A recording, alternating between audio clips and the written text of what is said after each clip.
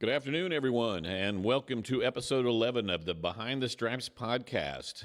I'm Rama Peroo, joined as always by Cowley Tiger Hall of Famer, Coach Dave Burroughs, and we've got a great guest with us today. Today's guest is James Schaefer, Tiger Booster Club president and a longtime supporter of Cowley Athletics. James, thanks so much for being with us. Thanks for having me. I appreciate it. Yeah, well, Coach Dave and I are really thrilled to have you today. I know Coach was really excited to have you on the program, so we need to get James on here, get to know more about you.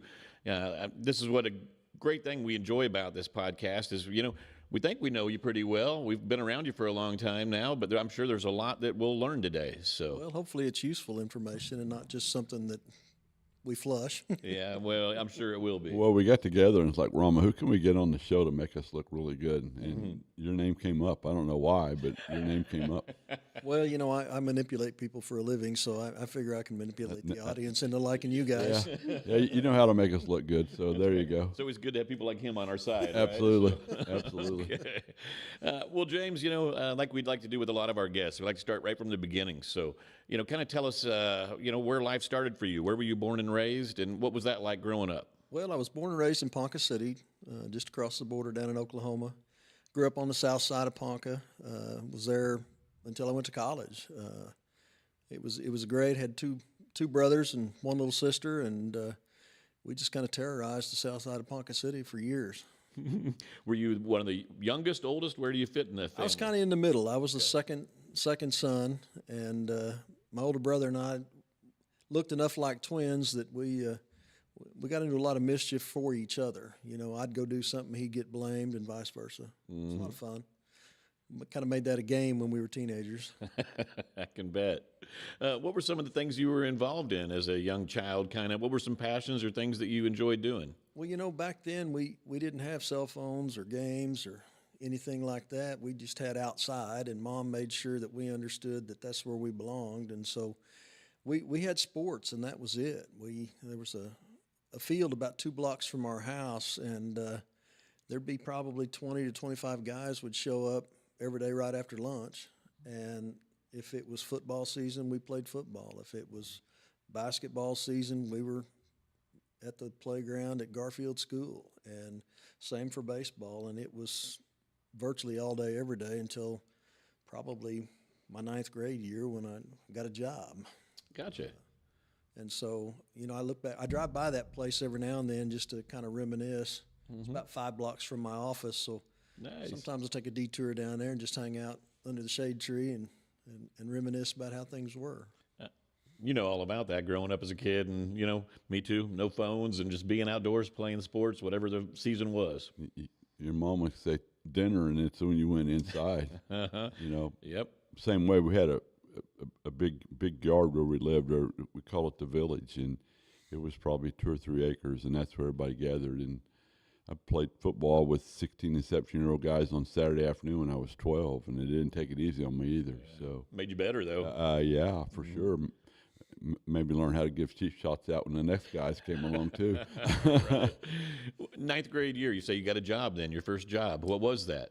Well, my older brother and I started mowing grass when we were in 6th grade, and the reason I say 9th grade had a job was because, we took care of 25 yards that summer, and there wasn't any time for baseball or anything else at that point. It kind of became work.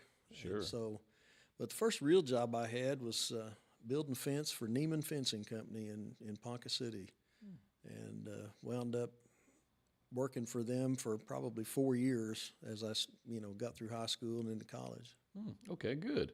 Is that where you kind of got your strong work ethic? Well, I guess I think sports had more to do with that than actually anything else.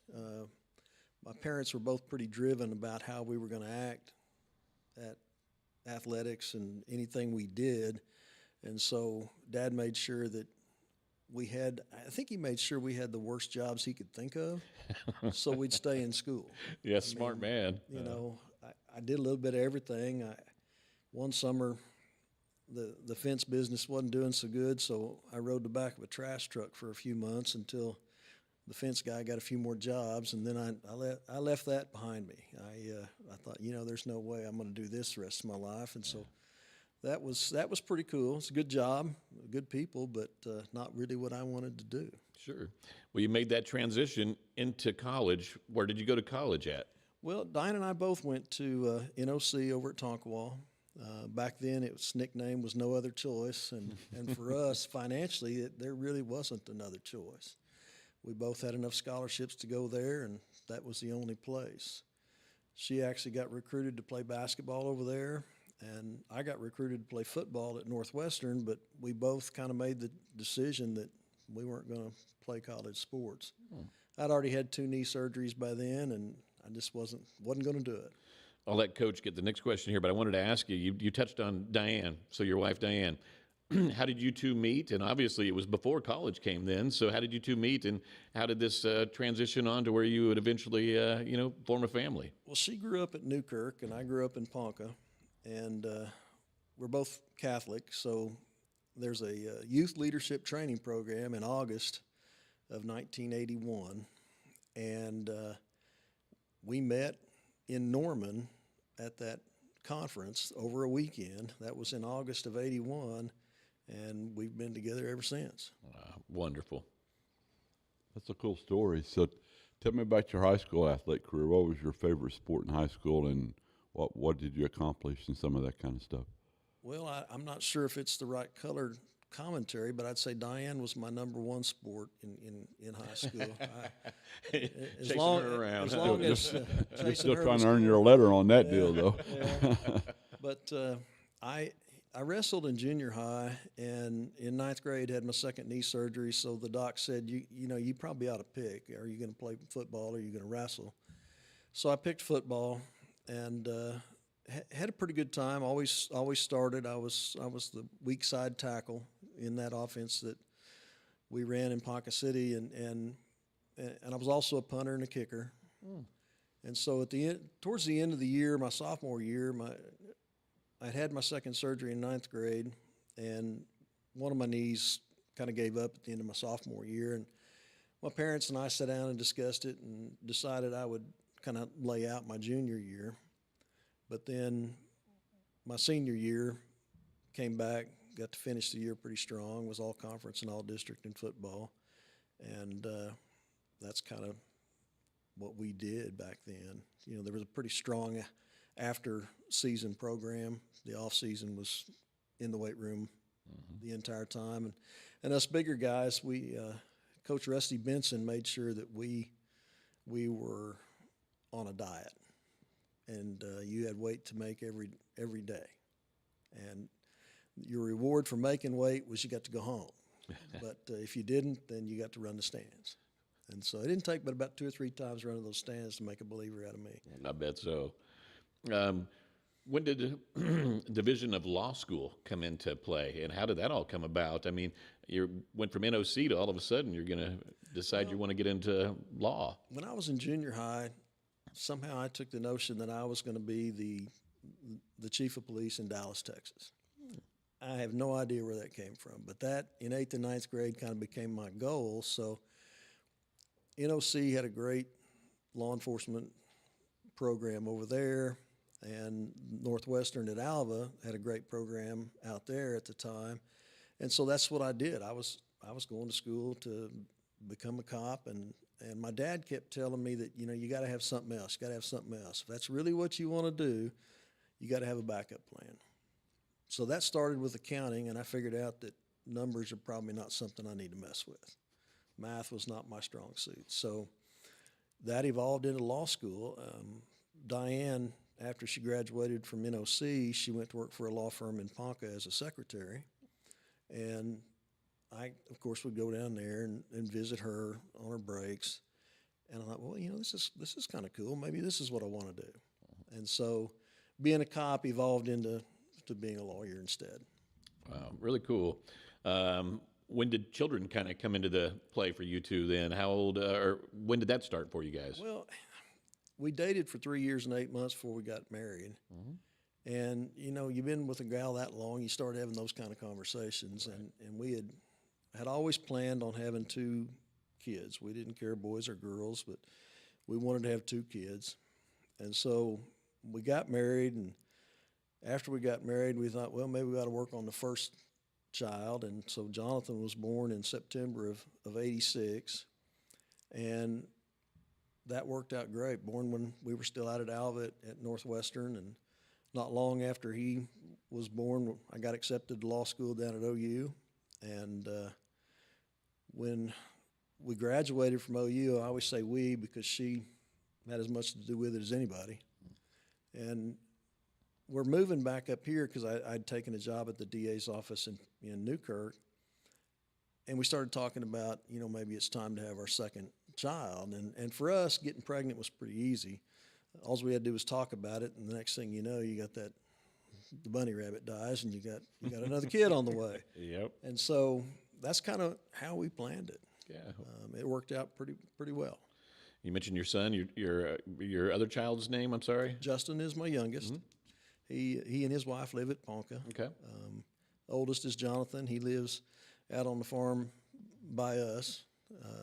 And it's cool having kids right there and our grandkids right there. Well, I'm sure.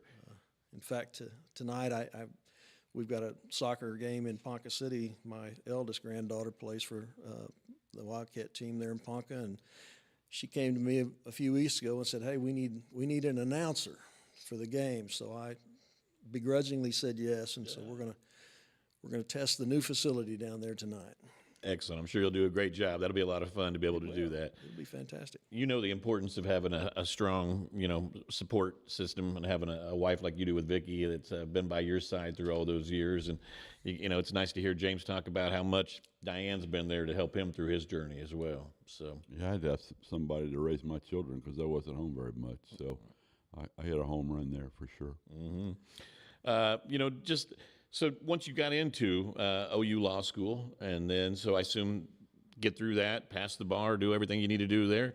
How did you decide to open up a shop there in Ponca City? Was it a pre-existing business or not, or how did that all come about? No, I guess it was just right after I had graduated from law school. I was still working in the DA's office down in Norman in Cleveland County. And we came home to cut wheat. Her folks are farmers, and we came home to cut wheat and bale some hay and put up some straw.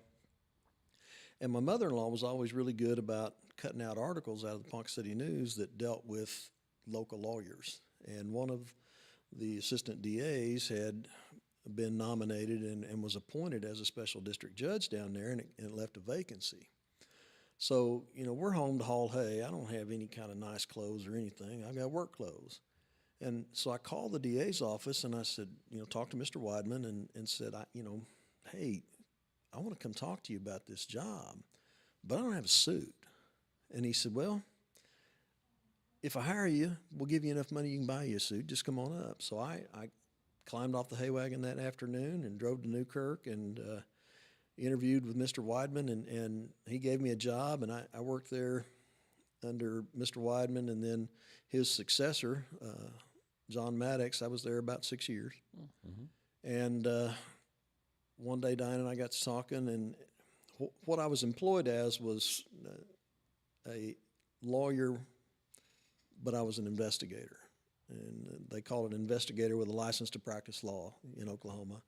And I was in charge of the drug task force, and we did all of the drug enforcement in Kay and Noble counties.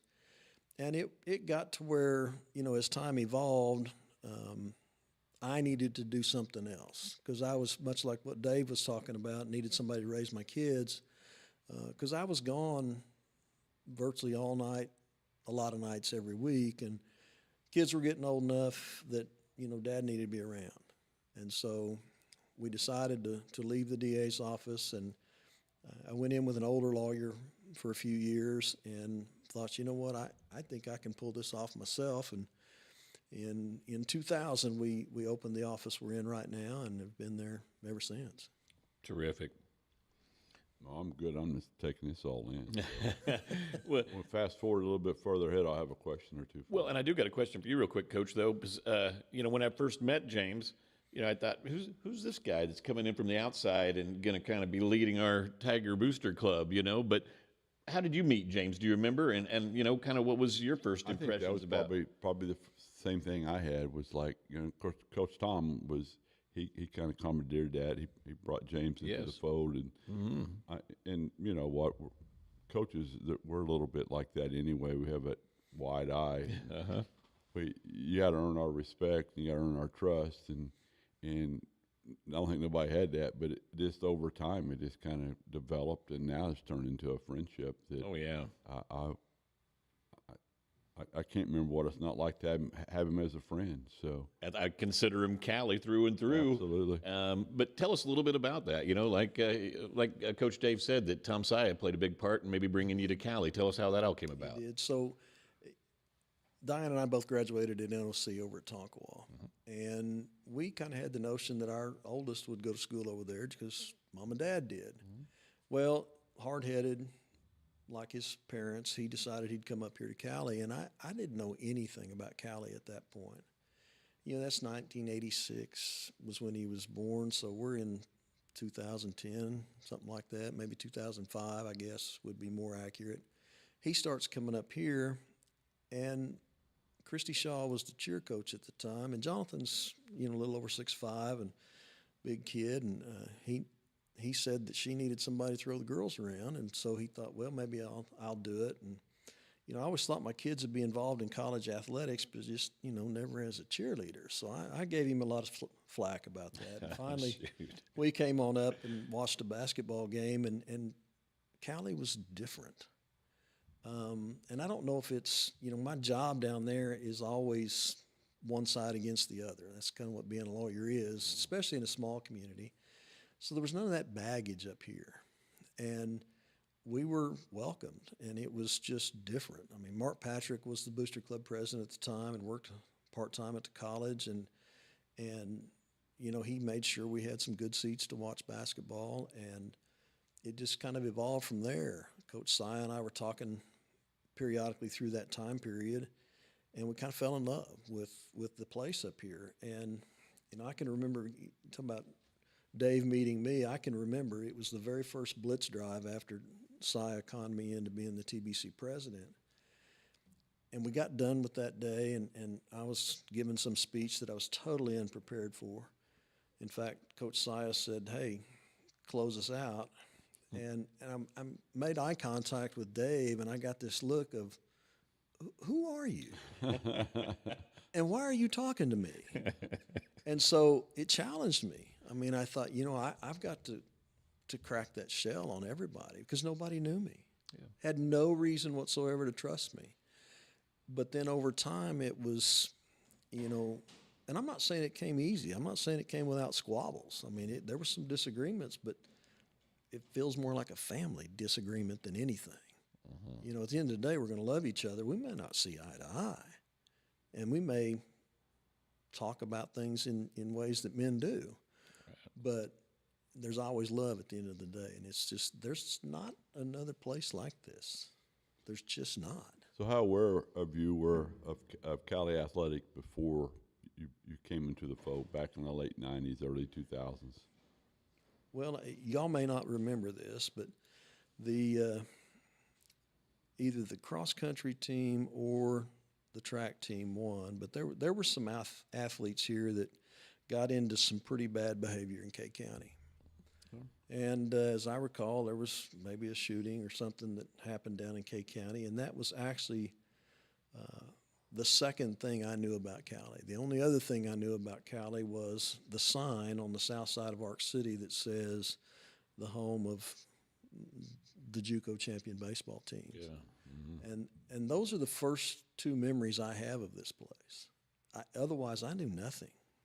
I mean, when Jonathan came to school here, we didn't know anything about it. We were the best kept secret in the United States. I have no disagreement with that whatsoever. I'm with James. You know, before I moved to Cowley County, you know, I knew very little about Cowley College. The only thing I really did know was hearing like he did. You know, I mean, I knew a couple national championships that had happened just because of being a sports fan and reading about that stuff. But doing the research and coming here, you know, I was fortunate. My first summer was spent just researching the history of Cowley Athletics to try to, you know, fill in the gaps that we needed. And it's just amazing. I mean, all the things that have happened here at this school and the amount of success that we've had in athletics, especially from let's say the time, you started with the baseball program on. I mean, with the coaches we've had during that time, just special. And like you said it right, a family. I mean, families are going to get in arguments.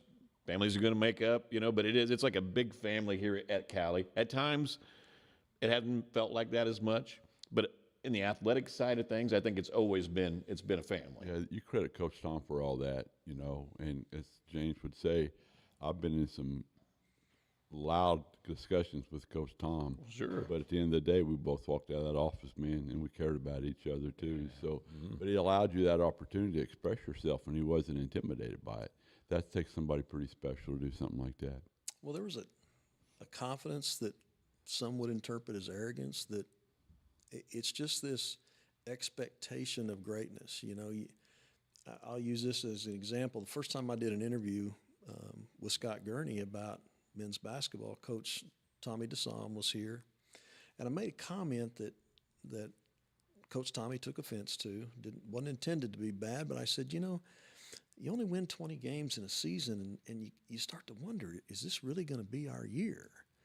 Well, I had this expectation that you ought to be winning 25 or 30 games a year.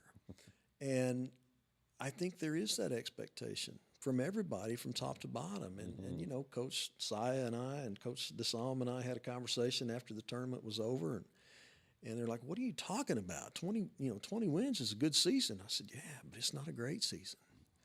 And that kind of set the tone for my relationship with the department at that point, was that there is kind of this expectation that it's not if you win a national championship. I mean, we won a national championship over the weekend in pole vault. That's right. Somebody's going to win a national championship. Yeah. And I don't think everybody else has that expectation. You're right. That's well put, James. Along with our pole vault young lady, Aaliyah Treat, that won the individual national championship, our wrestling team placed 7th. And first thing Coach Circle says is, can't wait to try to win a national championship next year. Well, yeah. That's the goal is, hey, we finished 7th, but great year, but you know what? Next year, we're going at it again to try to win this thing again. Oh, we want to be national champs. Yeah. So, and that's what Cowley strives for. Excuse me, I didn't mean to butt in. No, you're fine. But at our place, you take those 3rd place, 4th place trophies and you stick them in the bathroom and let it be a doorstop, because that's how we feel about it. So yeah, we celebrate championships. Whether it's realistic or not, it doesn't matter. Like, Coach, I don't want that. I remember coming back from the national tournament the 4th time we were out there, and we tooted and barbecued. We got a participation trophy, and I gave it to Coach Tom. Like, I don't want it. What do you want me to do with it? Throw it out crossing the Rockies? I don't care what you do with it. I don't want it. Yeah. And he was like, okay. He didn't throw it out, but you brought it home with you. Yeah, okay. But that's the expectation here, and that's what and anything less than that's, I hate to say that, but it's almost a failure. Well, you're right. It's the monster we've created. Yeah. It's a great monster to have, but it's like where James says, wait a second, we want 25, we want 30. I mean, it's kind of what we have built here, though, is that the expectation level in everything that Cowley competes in is, why are we competing in it unless we're trying to be the best at it? So a lot of every coach sets goals for their team, and every sport has its own way of getting there. And for some schools, it is, if we can just have a winning record in the conference, or if we can just make it to the conference tournament, or if we can, make it past the first round. And that's never, it may be a benchmark or a check mark on your season as it progresses, but that's not a check mark or a benchmark at the end of the season. That's just, basketball. If you're not playing in March, you did something wrong. If you're not hosting in March, you could have done better. The expectation is always to host in the first round and or the second round. We've done it. Soccer has just been incredible the last 2 or 3 years. But now there's this expectation. We canceled women's soccer several years ago. Right. And now we're hosting playing for in the playoffs. Yeah, and we're going to the national tournament and playing for national championship. Final Four, yeah. Yeah, I know. Pretty incredible. That's the expectation, and it's hard to teach that. It's hard to make the entire campus believe that. It's hard enough to make your team believe it, and coaches are good at making people believe what they need them to. But the community believes it. The community expects it. The fans do. And once you're a Cowley fan, everything else seems like a little less full. Sure. Plus, I'd be remiss.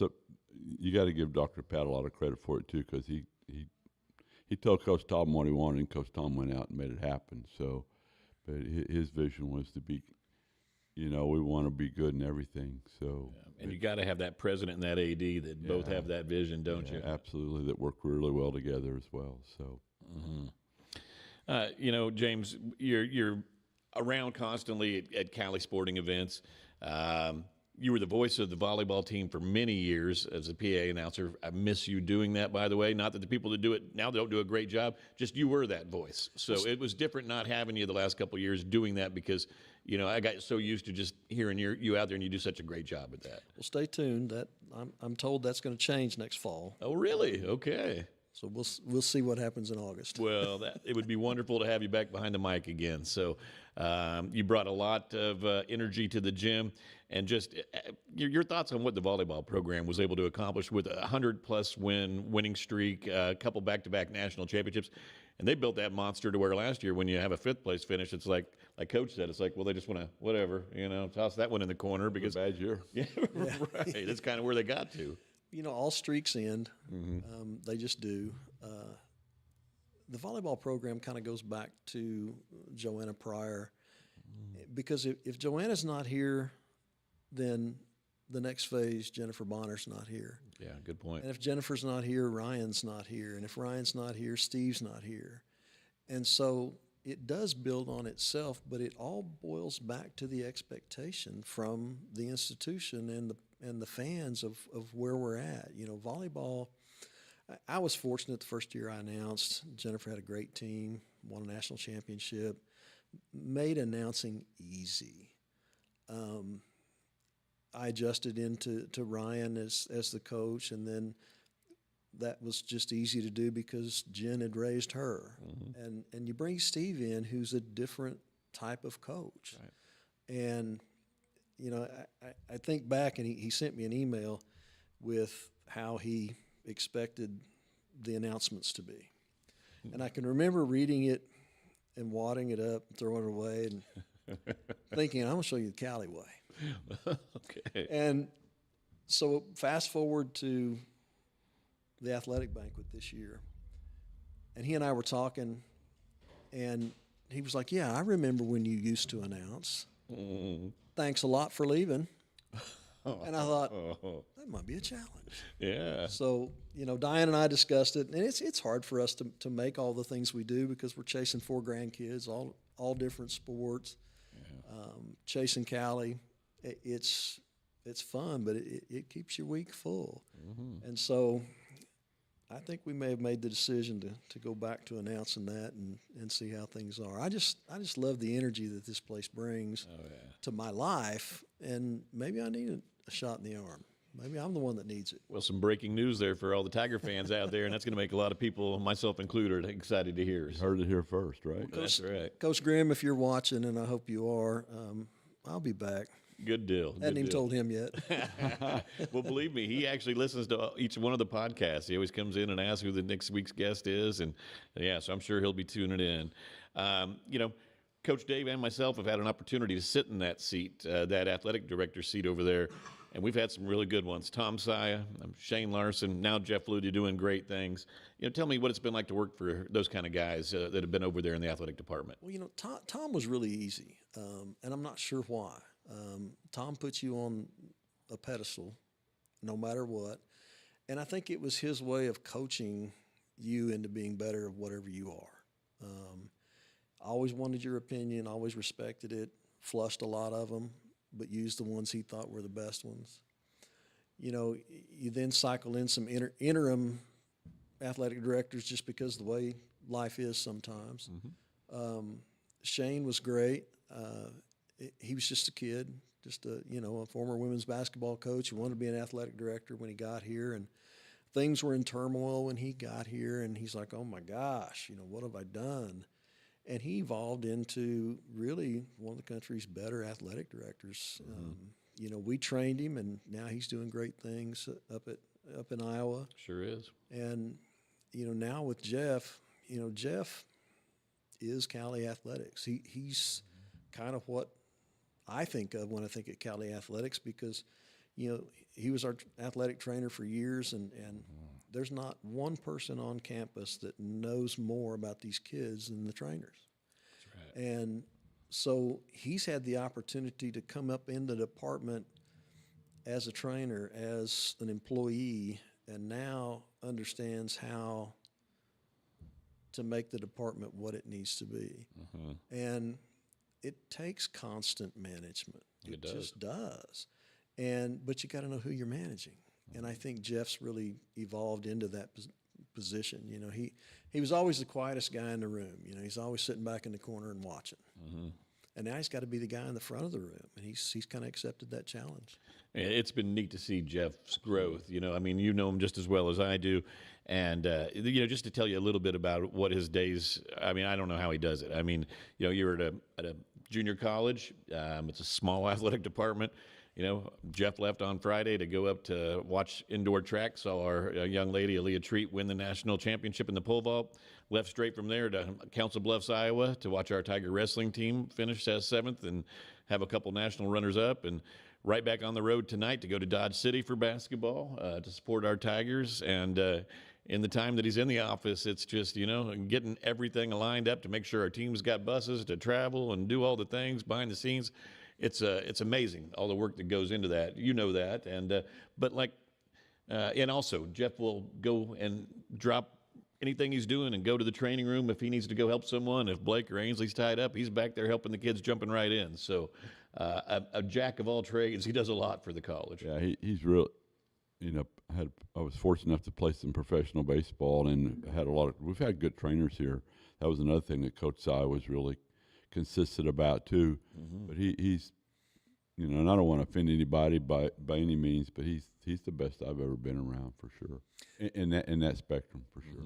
You know, and the thing we can't forget, you know, you ask about the prior athletic directors and who we are now.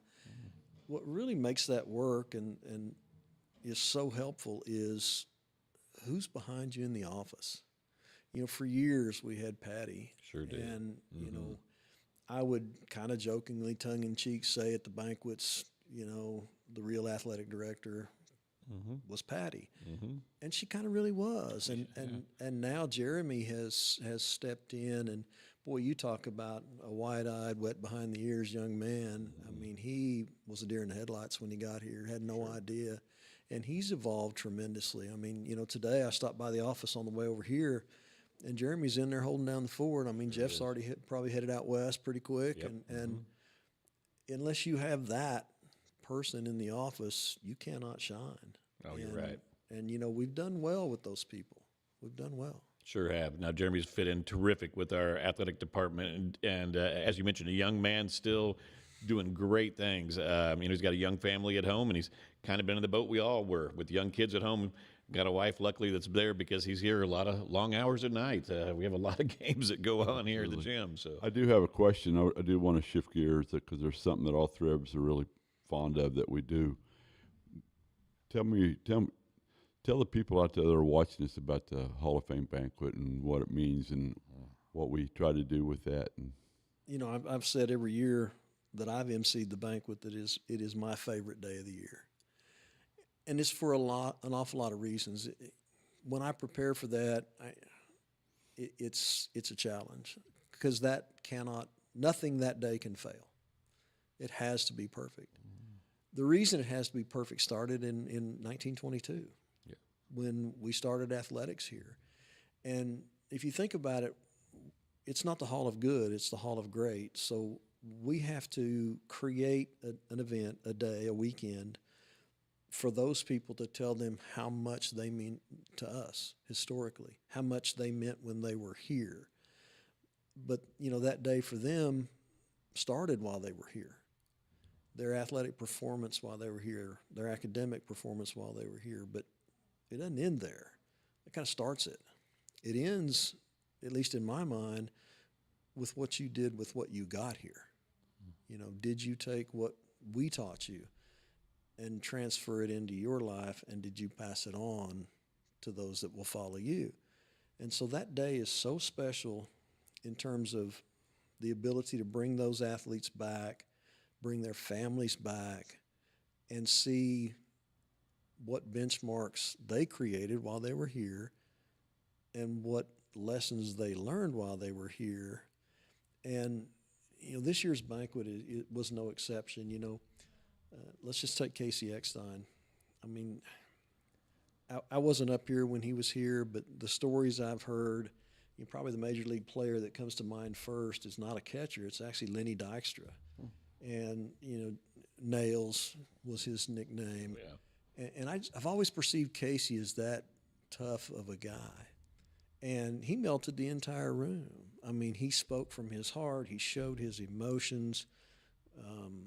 If you didn't shed a tear during that banquet, you probably got your feelings turned off. Mm-hmm. It's just that emotional of a day for everybody. I mean, the families are incredibly grateful. Montia Johnson, she was this wild and crazy kid when she got here, I think from Springfield, Missouri is where she came. And, she was wild. And, to see her now giving back up in Ohio and her and her husband run that camp and create opportunities for kids. And that's kind of what this place is about. We're creating opportunities for kids to come in and become adults, kind of make that transition. But that Hall of Fame day is just wonderful. Yeah, the whole weekend, Friday night, we brought the social back, and whatever we did with that, we seemed to hit a home run with it too, and it kind of sets the tone for the whole weekend. So, and the committee needs to be recognized as well. All three of us have sat through those meetings, and some of them are tough. It's tough for a lot of reasons. The best reason is you got great athletes to choose from. That's it. But the hardest reason is if somebody goes in, that means somebody else doesn't. And because it is the Hall of Great, some good folks don't make it. And that's because we have so many successful sports and so many sports that we are successful in that it's hard to pick the top 3 or 4 or 5 to go in. But that committee works extra hard to make next year better. And if you can't look beyond this year, you're probably not doing it right. And so making next year better, we had the Hall of Fame banquet, and the first thing we did afterwards on that Monday was we scheduled the follow-up meeting to figure out what we did right, what we do wrong, what can we do better. That's right. And it's a year-long process. Yeah, and it's so rewarding that we're on there. And like you say, though, there's just so many good candidates. It makes our job very tough. It's a great problem to have, but it is something that we have to keep each year consider. I mean, do we up the number of people we get in just to make sure we're going to be able to get them all in someday? I mean, it's a great problem to have. But it is, and covering those walls is a great. I mean, it's a joy, covering those walls with those plaques for those people that have come in. And we're running out of wall space. Well, what's that mean? We're going to start planning on a new facility. Yeah. I mean, we've got to have a new home. And maybe that's on the horizon. Well, James, we've learned a lot about you today. There's still a few things I would like to ask you, though. I know you say that you and Diane are chasing around grandkids and things like that, so I assume that's probably most of what you do in your free time. But what's kind of a day in the life of James and Diane whenever you guys do have some free time? Well, weekends I have a blacksmith shop at home, and I spend the mornings out there on Saturday and Sunday, trying to just have an escape from the rest of life. And that's an awful lot of fun for me. We fish a lot. In fact, last weekend, I wanted to take my oldest boy to go fishing, and so I asked my grandson if he'd go fishing with me. And then I get a call from my son like, what's the deal? You didn't trust me to say yes? It's like, well, I got to use whatever leverage I can develop. But outdoors is what we do. And it's an awful lot of fun. Now, your oldest son is Josh, right? Jonathan. Sorry, yeah, and he works out at Galaxy Technologies. If you don't mind me sharing that information, but I know he works with my wife out there, so He she has a lot of does. good things to say about him. He's with the tool supplier, and he's gone. You know, he took that job at Galaxy to help there, and the company liked him and have kind of given him a lot more responsibility. In fact, he does quite a bit of Oklahoma as well. Terrific. And my youngest son, Justin, he is the garage superintendent for the city of Ponca City now. He went through the mechanic side of life and has kind of rose through the ranks in different mechanic jobs. And I guess they call them technicians now because everything's computerized. Sure. Oh, yeah. But, you know, couldn't be more proud of my kids or the ladies that they married. Both my daughters-in-law are top-notch people, and they're raising some great grandkids. Wonderful. Can you tell me, if you're just driving around, you know, in your vehicle, what do you got on the radio usually? Oh, I'm a country music guy through and through. Yeah. And I don't like any of this modern stuff. I like the older 90s and before. Excellent. That's 80s, 90s country. Oh, Bill Haggard. yeah. Yeah, got to have some prison blues or you're not listening to it. Crying, dying, or leaving. Somebody is all the time. That's right. How about TV interests? You know, a lot of the crime dramas, believe it or not, we really kind of like those. I'm not really sure why. I guess, you know, maybe doctors look at Grey's Anatomy and lawyers look at Blue Bloods or something like that. I don't know. It's just that kind of intrigues us. Well, no pressure, but have you thought about how much longer you'd like to continue working, or have there been any thoughts about your future? Well, you know, it's kind of funny. Diane and I actually had that conversation in the last couple of months. You know, I'm 61, she's 62. I know she looks 10 years younger, but she actually is older. I'm just high mileage. But, you know, we think 10 more years. We're thinking probably about 70 I'll retire, God willing. And but, you know, I still enjoy doing it. I still get really nervous before every trial. I still lose sleep the night before, and which means I guess I still care about the end result. And so I guess I'm a really, really competitive guy, and that lets me compete every day. Terrific. And so haven't lost my fire for it, and that's a good thing. You know, you and Diane and Schaefer Law serves as the official sponsor of Cowley Tiger men's basketball. You know, it's awesome that you give back like you do. You want to give a little plug to your business, though? Schaefer Law?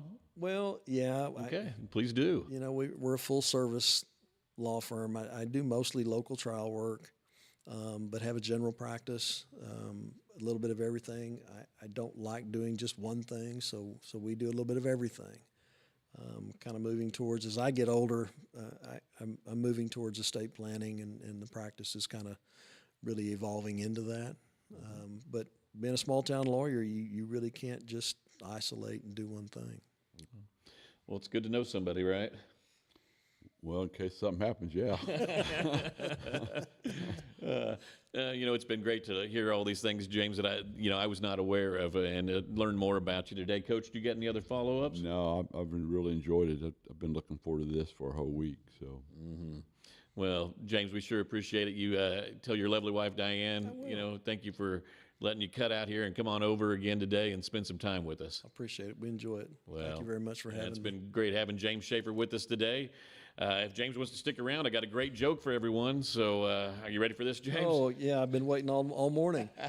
Here we go, Coach. You might have heard about this, but there was this string that walked into a bar, all right? And string said, "Hey, I'd like a Coke." And the bartender said, "Hey, look at this sign, man." And he said, "No strings allowed." So string walks back outside, and he goes out to his car and, you know, gets a hat and sunglasses, comes back in, and he goes, "Hey, I'll take a Coke." And bartender says, "Hang on a second," and he pulls off that hat and he goes, "Well, you're that same string, get out of here." So the string goes outside and ties himself in a knot, and he just frays himself all up, and he comes back in and he goes, "I'll take a Coke." And the bartender says, "Hang on a second, you're not that string, are you?" And he goes, "No, I'm afraid not."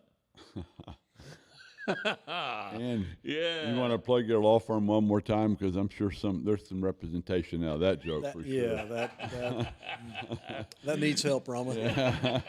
Not sure I'm That qualified. was like my joke last week. And you came for that, right? I came for that. I stayed for that. Like, oh my. It was like my joke last week. James needs some help. I was at a salad bar, and Well, Rama, we've talked all morning about it, about expectations, and so. all right, we'll leave that one alone. So, all right, guys, some events at Cowley. Men's basketball tonight at Dodge City. Second round of the District Plains Tournament. The Tigers had a big win over Hutchinson, 61-60 over the weekend. And if they win tonight, that game's at 7:30 at Dodge, they would advance to the semifinals in Great Bend, Kansas, and would play Friday at 7:30. So hoping for a Tiger win tonight, and Donnie Jackson and his team can keep on playing. It's been a young team, been an exciting team, because, they've got so many young guys, and Coach said sometimes he wishes he would have maybe thought about adding a little more veteran presence, but because you're going to have some bumps in the road with the young squad. But they've been a fun, entertaining team, and one that was right there till the last week of the season, still jockeying to be up near the top of the conference. I'm excited about seeing the 4 playoff games. We're down to the final 8. I think there's parity from top to bottom. I think, honestly, you could see 4 road teams winning out, or you could see 4 home teams just blow the road teams out. I don't think that'll happen. Butler's got a tough match. Northwest Tech, they're dangerous. Oh, yeah. Caulfield's got to play Seward, and that's not a good matchup. So should be exciting. I'm interested to see how we do. I think we win. I think we go on the road, we pull one off. So that's right. We've all had front row seats of this team all year long, James. Your thoughts on the Tigers, and their opportunity they have ahead of them to go play this number 3 seed Dodge? Well, like every team in the playoffs, it just depends on who shows up tonight. And the talent is there. The guys are there. It seems like after Saturday's matchup that maybe our minds are right for the playoffs. And, it is March, and March matters, and I think these guys will respond. You got it. Everybody, entering the tournament, like Donnie said, everybody's 0-0 now. It didn't matter what you did in the regular season. So. Win or go home tonight. That's right. No other choices right there. Talking about NOC Tonkawa, no other choices. You either win or you go home. That's the bottom line. Sure is. We got a spring instrumental concert on Wednesday at 7 p.m. in the Robert Brown Theater, so be sure to check that out. Also, baseball will host a doubleheader opening conference season on Thursday at 1 p.m. versus Fort Scott. The Tiger baseball team took 2 out of 3 over the weekend against Northeast Nebraska. And, Coach, I thought this was cool. Drake Fetro hit for the cycle in that game. And how about this? So Coach and I are sitting there watching the first few innings together, and he gets a double to lead off the game, hits a single a second time up. And Coach goes, well, he's halfway to the cycle. And we were just joking around, about how, all he needs is a triple and a home run. Yeah, and, no big deal. yeah. The 2 easy ones, right? Exactly. Yeah, he had a great day. The cycle's a cycle. I don't care what level it is. It's very hard to do. And Yeah. hats off to him. That young man's worked really hard to become a better player, and he has. And he's more consistent now than ever, but he's also a second-year guy. Mm-hmm. And you just see the difference. They just stand out. Just the way they carry themselves, the way they go about their business, that maturity's kind of taken over for him. So, I think they're close. Their pitching's been good for the most part. They've had a hiccup here and there maybe, but you run a lot of guys out, and there's an old saying in our profession, if you run 10 guys out there, somebody's going to lay an egg. Yep, sure. And that happens. That just happens. It doesn't matter if it's a big league game or not, or a JUCO game. It just happens. But they're progressing at the plate. They play really good defense. So you got 2 out of 3 things that you have to do to be a good baseball team taken care of. So they're on the road today at Seminole, and that's been a huge game over the years too. So it'll be a good day to get right today, and then start your conference season and start putting it together then. You got it. Also, there'll be the 5th annual Cowley Jazz Night on Thursday at 7 p.m. in the Robert Brown Theater. So after you get done with a full day of baseball, you can head on over to the theater. Softball, they're going to host a doubleheader versus Seminole State on Friday at 1 p.m. And, boy, the Lady Tiger softball team has really turned things around. They were 5-9, went to Branson, Missouri over the weekend, faced 3 ranked opponents, and came out of there 3-1. And then faced a Dodge City team yesterday that had won 8 games in a row, and we swept them in a doubleheader. So nice to see for Coach Hoyt and her squad. And yesterday the Tigers hit 6 home runs in the doubleheader, 5 in the second game. And Taverly Tennant, Coach, you've had a chance to see her play. She's a special ball player. Oh, absolutely. Absolutely. She's a Hall of Famer waiting to happen someday. Oh, she had a walk-off home run in the first game that was just such a laser shot. And then we start the first inning of the next game. She hits another 2-run shot. So in a span of about 20 pitches, she hit back-to-back. Pass the salt, right? Just pass the salt. What's the big deal? Yeah, boy, she's fun to watch. So, well, everybody, thanks again for James Schaefer joining us today. It's been a great time to sit here and visit. We could do this all day long. Coach, thank you very much. My pleasure. It was fun. Thank Kris Ripley again. Always, he does such a great job bringing this to you, or else we wouldn't be here today. So, everybody, thanks again for myself, for Coach Burroughs, for James Schaefer and Kris Ripley. Until next Tuesday, this has been the Behind the Stripes podcast.